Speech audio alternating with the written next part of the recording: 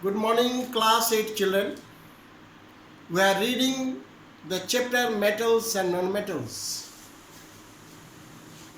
Under this topic, today I have to discuss about the reactivity series of metals.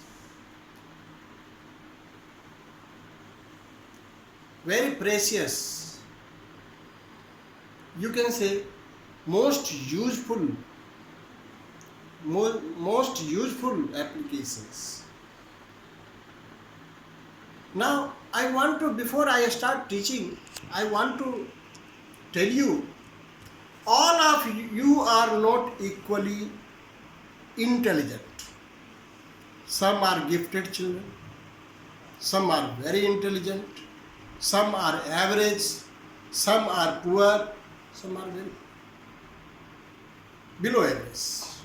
We have to use below average. Similarly, all metals are not equally reactive. Some are very, very reactive. They react as soon as you take it in the air. They react as soon as you put in cold water. Some we have discussed, some requires heating. Some requires boiled water. Some requires dilute acid. Some requires concentrated acid. And some also when you heat the metals in concentrated acids. Then let us come to the topic. You see, what is reactivity series of metals?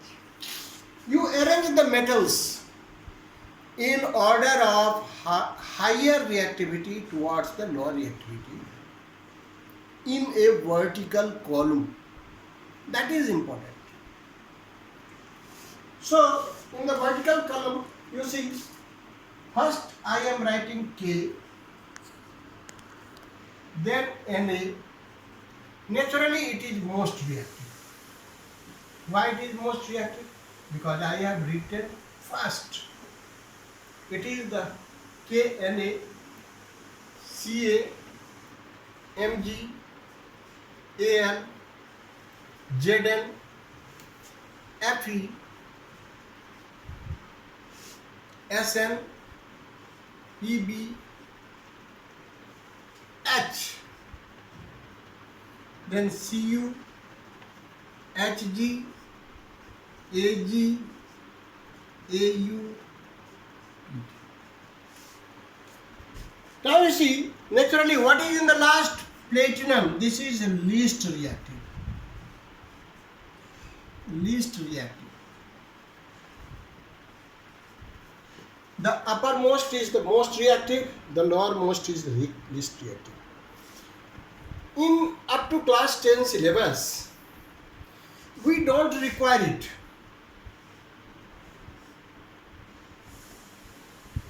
And even down, but in higher classes it is there. You should not have confusion. I have written tin also and lead also. Otherwise, this much is enough for you. And this is all for the class 10 children. But again, there is syllabus. It is not under syllabus, but there is corrosion. In case of corrosion, copper is used, silver is used, like this. Anyway. Now you see, sodium, if I ask you, sodium and potassium, two metals which are most reactive, that is potassium and sodium. Intermediate, that is what? Zinc and iron. You can tell also tin and lead, no problem. And the others down, silver and gold. Now, what is the most important information is hydrogen. Hydrogen, you know. Hydrogen, why? Hydrogen is not 100% metal. It is not a metal. But it has been kept along with the metal. Why? Because this gives hydrogen ion. Is it? And all metals are also electropositive.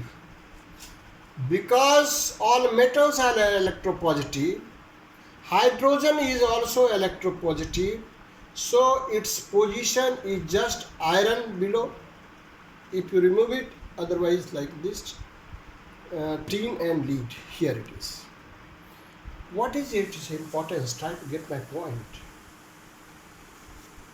All the metals which are above hydrogen in the reactivity series can react with cold water, because can react with water and replace hydrogen. In one, so important informations. And those which are below hydrogen will not react with water.